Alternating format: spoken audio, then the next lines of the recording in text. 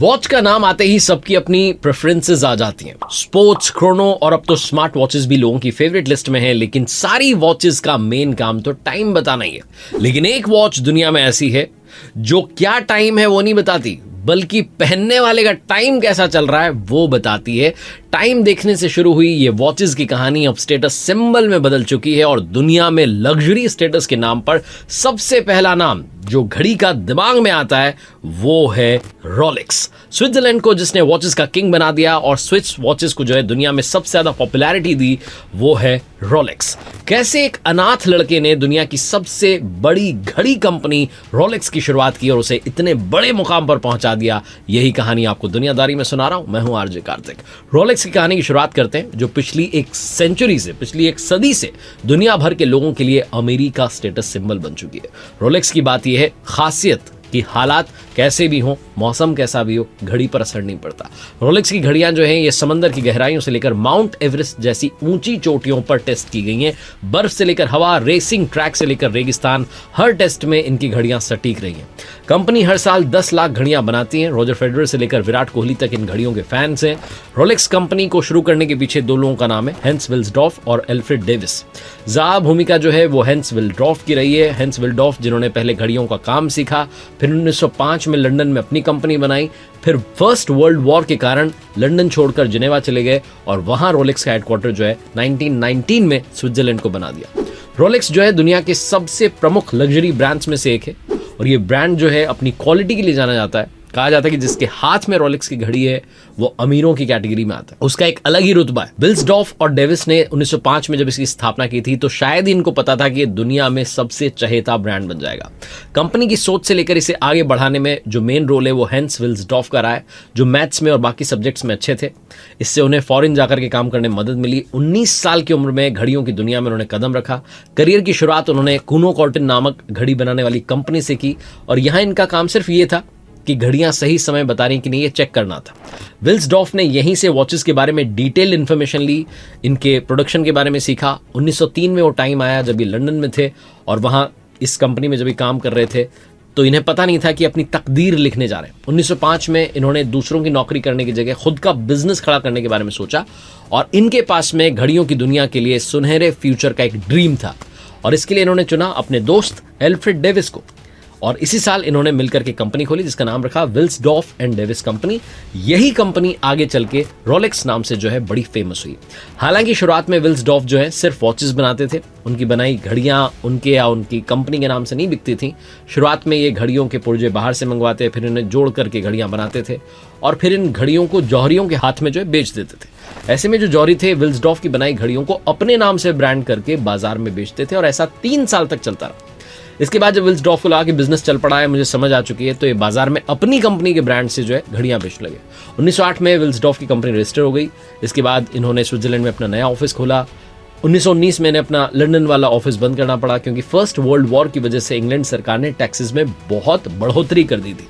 ऐसे में लगा कि जो हेडक्वार्टर है इंटरनेशनल वो स्विट्जरलैंड के जिनेवा में ही सही रहेगा और आज भी रोलेक्स का हेडक्वार्टर यहीं पर है। रोलेक्स को वहां पर जो है अपनी कंपनी को एस्टेब्लिश करने के लिए फायदा ये हुआ कि वहां पर सही जो है उन्हें टीम मिल गई और स्विट्जरलैंड भी एक ऐसा देश था जो तटस्थ था, ज़्यादा किसी युद्ध में उसकी भूमिका थी नहीं। विल्सडॉर्फ जो थे उनकी company Wilsdorf and Davis company के नाम से ही चल रही थी, लेकिन अब विल्सडॉर्फ जो इस कंपनी का नाम बदलना चाहते थे और वो चाह रहे थे कि इस 5 अक्षर का 5 लेटर का एक दमदार नाम मिले। उनके सामने 100 से ज्यादा नाम आए लेकिन उन्हें एक भी नाम पसंद नहीं आया। कहते हैं कि एक सुबह जब विल्सडॉर्फ लंदन में घोड़े द्वारा खींचे जाने वाली जो ओमनी बस है उसके ऊपरी डेक पर सवार थे, ठीक उसी समय उन्हें ऐसा लगा जैसे किसी जिन ने आकर के उनके कान में कुछ फुसफुसाया हो और इसी के साथ उनके दिमाग में एक नाम आया, वो नाम था रोलेक्स। कमाल की बात यह है कि इस वर्ड का कोई मतलब नहीं और ना ही ये किसी लैंग्वेज का है, फिर भी विल्सडॉर्फ को यह नाम पसंद आया क्योंकि ये नाम बोलने और याद करने में ईजी था, साथ ही 5 लेटर्स का था। तो रोलेक्स जो है ये नाम रख दिया गया क्योंकि ना तो किसी इंसान का नाम था ना किसी भाषा का शब्द था, बस ये एक नया शब्द था जो सुनने में अच्छा लग रहा था। उसी समय विल्सडॉर्फ ने डिसाइड किया कि वो अपनी घड़ियों के ब्रांड का नेम जो है वो रोलेक्स रखेंगे और इसलिए क्योंकि बहुत आसान है, आसानी से याद हो सकता है, आसानी से बोला जा सकता है और बड़ा छोटा सा नाम है, घड़ी पर जब लिखा जाएगा तो बड़ा अच्छा लगेगा। अब बात करते हैं रोलेक्स के लोगो की। इसमें आपको एक क्राउन दिखेगा, एक ताज दिखेगा और इसकी भी अपनी एक अलग इंपॉर्टेंस है। एक्चुअली विल्सडॉर्फ ने रोलेक्स के लोगो में जो ताज है इसको रखा ताकि वो ब्रिटिश किंगडम जो है उनके प्रति अपना प्रेम बताएं कि मैं अभी भी आपका सम्मान करता हूं। और उन दिनों क्राउन बड़ा पॉपुलर था, तो ऐसे में लोगों को काफ़ी पसंद आता था, इसलिए उन्होंने रोलेक्स का जो लोगो था उसमें क्राउन को जगह दी। अब बात करते हैं कि स्पेशल क्यों है, रोलेक्स की घड़ियों में ऐसा क्या खास है कि इतनी महंगी बिकती है। एक्चुअली रोलेक्स जो है सिर्फ वॉच नहीं बल्कि एक रेवोल्यूशन था। जो घड़ियां थी वो सिर्फ पॉकेट वॉच नहीं रह गई थी। इस कंपनी ने ऐसी घड़ियां तैयार की थी जो पानी, जमीन, पहाड़ सब जगह काम करती थी, और जो पर्वतारोही हैं वो भी इसका इस्तेमाल करते थे। साथ ही इन्होंने सबसे पहले स्विमर और गोताखोरों के लिए भी सबमरीन वॉचेस बनाई थी, जिसे पहन करके मारियाना ट्रेंच तक पहुंचा गया था। ऑटोमेटिक विंडिंग रिस्ट वॉच भी रोलेक्स की ही देन है। समय के साथ इन्होंने घड़ियों की दुनिया में रेवोल्यूशन लाने का काम किया और लगातार जो है अपने ऊपर इस तरीके का काम करते रहे कि रोलेक्स की एक अलग पहचान बनी। घड़ियों के ज़्यादा दाम होते हैं, वॉचेस बड़ी महंगी होती हैं, लेकिन साथ साथ पॉपुलैरिटी भी इनको मिलती चली गई। रोलेक्स की लैब में घड़ियों पर इतनी बारीकी से काम होता है जो शायद ही दुनिया में कहीं और होता हो। एक से बढ़कर एक इक्विपमेंट्स हैं, एक से बढ़कर एक जो है कारीगर हैं, उनकी मदद से रोलेक्स ने मैकेनिकल जो वॉचेस हैं वो बनाना शुरू किया।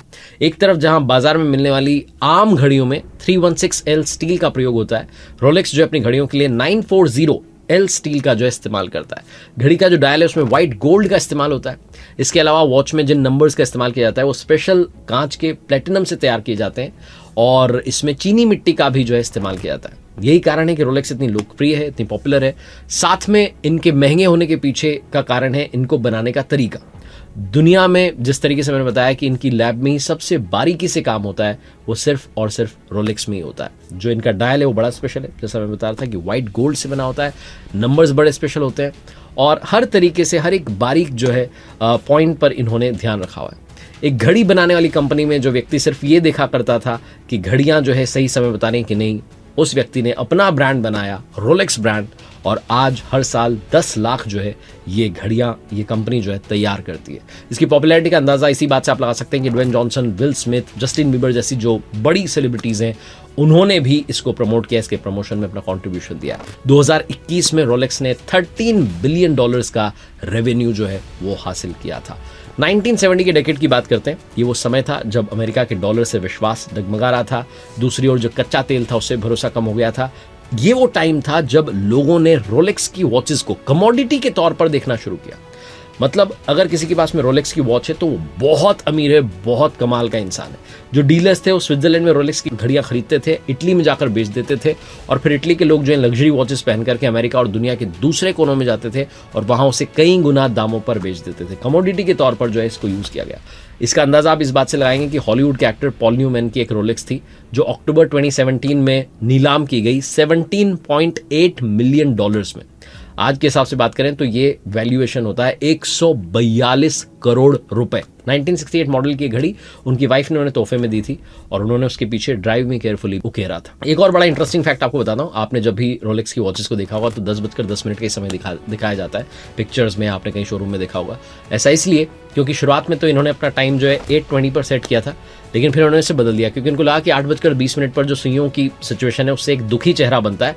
10:10 पर इसलिए वो चुना गया क्योंकि 10:10 पर जब वो सुइयां आती हैं तो एक हैप्पी स्माइल वाला जो फेस है वो बनता है, और जैसे ही घड़ी की सुई 10:10 पर होती है तो सुइयों की मदद से वी का जो साइन है वो बनता है जो कि विक्ट्री का सिंबल होता है, और घड़ी खरीदते समय लोगों के लिए इंस्पिरेशन रहे, इसलिए वैसा किया गया। तो ये पूरी कहानी थी रोलेक्स की, जो कि दुनिया की सबसे महंगी घड़ियों में से एक है और अपने आप में इतना बड़ा ब्रांड है कि अगर किसी के पास में, किसी के हाथ में रोलेक्स की घड़ी है तो फिर दुनिया समझ जाती है कि इसे टाइम पूछने की जरूरत नहीं, इसका टाइम पहले ही बहुत अच्छा चल रहा है। देखते रहिए दुनियादारी ऐसे ही ट्रेंडिंग टॉपिक्स के लिए।